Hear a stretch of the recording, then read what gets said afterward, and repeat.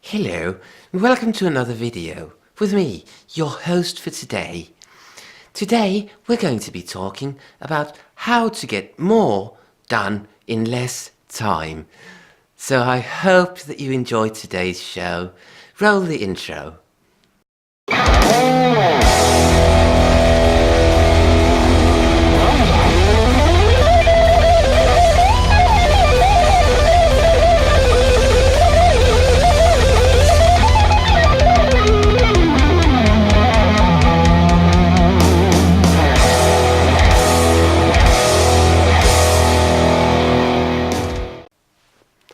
Hello and welcome back. It's good to see you. And today's topic is getting more done with the time that you have, because we all know that time is limited and time is money. So that's why I decided to waste your time with a poor impersonation of someone who I don't even know who that was in the intro. Anyway, I like doing that kind of stuff. Now, basically, the first thing that I want you to keep in mind, and that I think is really important, is not to be too afraid of mistakes. Now, that's why I had that kind of woman impersonation this kind of thing going on in the intro. I don't know if that's a woman, by the way. That might be a mistake. I don't know. I don't care, because being afraid of mistakes is something that keeps you from doing loads of stuff. Now, how does that work? Well, for some people, they don't do anything at all because they're petrified of mistakes. But I'm thinking more of the kind of thing that I was involved in a band, where the band leader was, I don't know if he was afraid of mistakes, but he tried to avoid mistakes at basically any cost, because he had realized the same thing that I had, that time is limited. So he wanted to avoid mistakes. Now, I've kind of gone the opposite route. I just do everything, and I don't care if I make a mistake, because I get more done. And I think mistakes are valuable. Now, mistakes aren't dangerous. Trying to avoid mistakes before they happen is fine, up to a point. But if you're trying to avoid mistakes by analyzing everything that you do before you've even done it, you won't get a lot done. Now, what works for me is basically doing stuff and going with my gut. If I like it, it's good. It's good enough. And I don't mean good enough that it's because good enough like, well, that's good enough. That's no good. It has to be good enough to be actually properly good. Now, this is where self-criticism comes in. It has to be good enough for your self-criticism, and your self-criticism must be good enough. So, in other words, you have to be self-critical enough not to kind of let anything go. But you do it first, and then you kind of go with your gut. You don't analyze it and go like, well, what will people think about this? I wonder what people will think about that. Because I've been in a band where that was the situation. So we had tons of different things, whereas we had kind of written music, and the band leader said, well, people won't like that. People won't like this. People won't dee-da-da-dee-da, whatever. And all I could think is, all I could think of, and all I could think was, how do you know? How do you know what people will like and what they won't like? Because basically all of this that we're doing is subjective. We're doing music, we're doing something to please others, amuse others, entertain others. Now, be it, you could be a musician, you could be a comedian, you could be whatever. You don't know until you try it out on actual people. Now, before you try it out on actual people, the only judge is, well, it's you. If you're in a band, let's say you're 5 people, it's 5 people who can try to judge beforehand, is this any good? Now, I found the gut feeling is basically, that's all you can go with. Do I like this? Yes, I do. Fine. Out with it. I don't like this. No, not out with it. It's only in the kind of borderline situations where I find myself kind of having an inner dialogue whether this is actually good enough. And even in those situations, I had a song called Lost in a Foreign Scale on my previous album, Age of Heroes, which I was thinking, well, I don't know if this fits with the other stuff I'm doing on this album. It's a bit odd. And eventually I just thought, why am I thinking about this? I'll just go with my gut feeling. I like this song, and I would like to hear this song in amongst these other songs. And after that, it was really simple. Just put it in there and put it out, the album that is, and people like that song. It's not the most popular song on the album, but some people have thought it was the best song on the album even.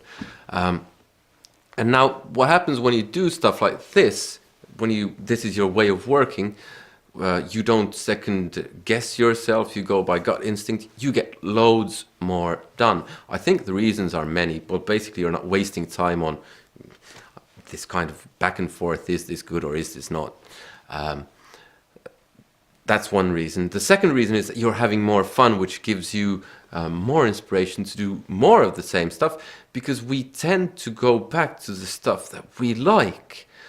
Now, if it's a troublesome kind of experience, if it's heavy, if you're in a band and you fight amongst each other or you fight with each other about whether this is a good thing to do, and you kind of, it gets really whatever, then you're making it harder to come back to it. At least for me, that's the way it works. I find that it's harder to go back to that situation because I don't like that whole fighting business, at least over something trivial. Now, if it's something that I'm in a band and that other person believes, I absolutely do not like this. And I am of the opinion that I really, really like this.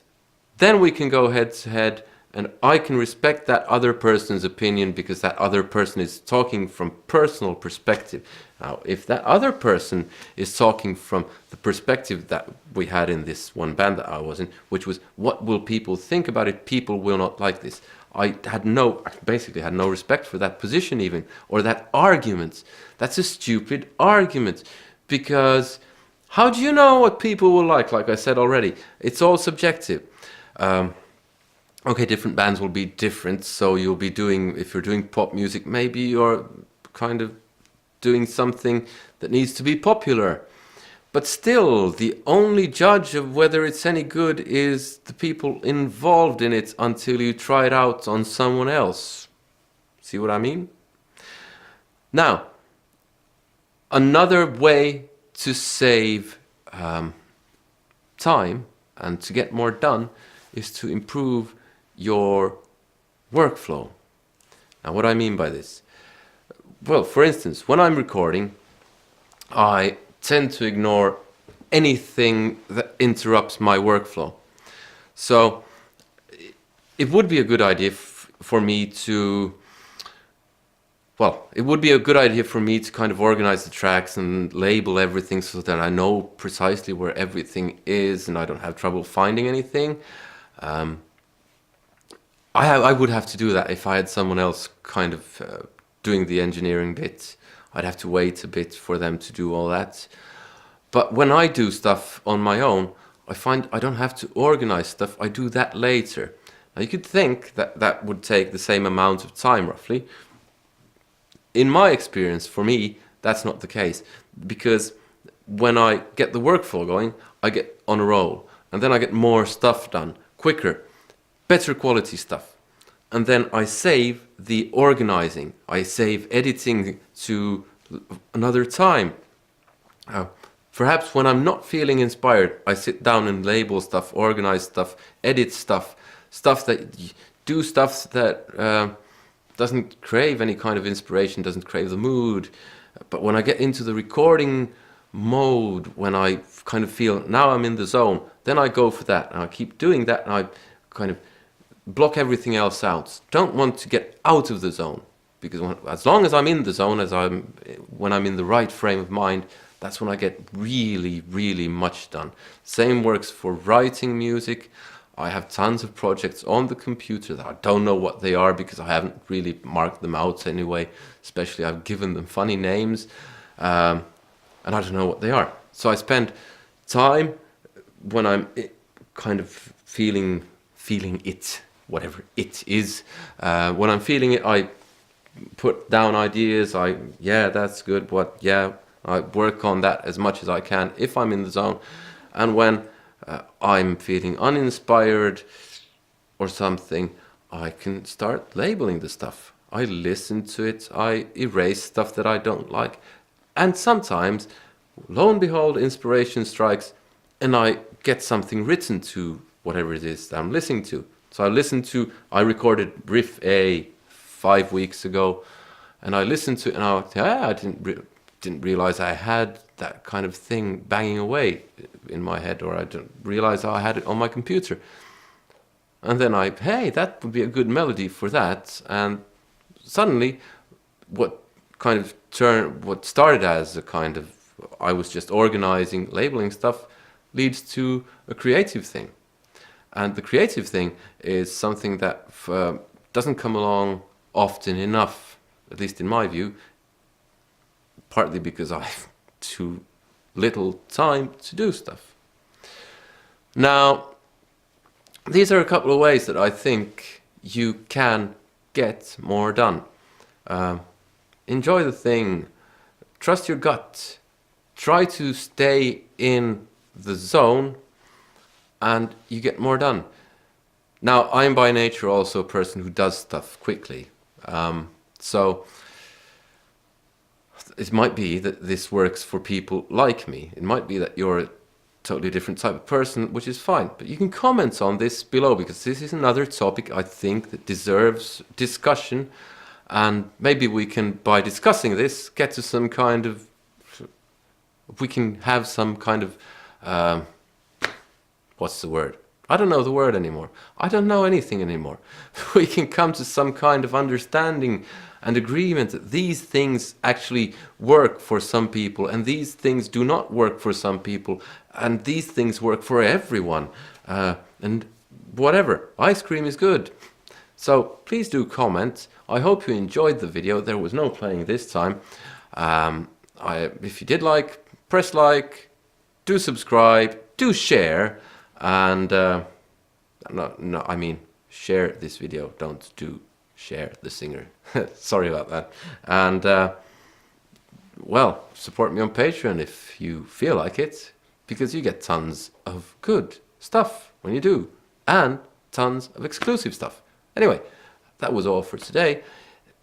I hope to see you in another video at some point, and whether this was a mistake or not, I don't give a toss. I do not give a toss, because I got something done. See you. Bye.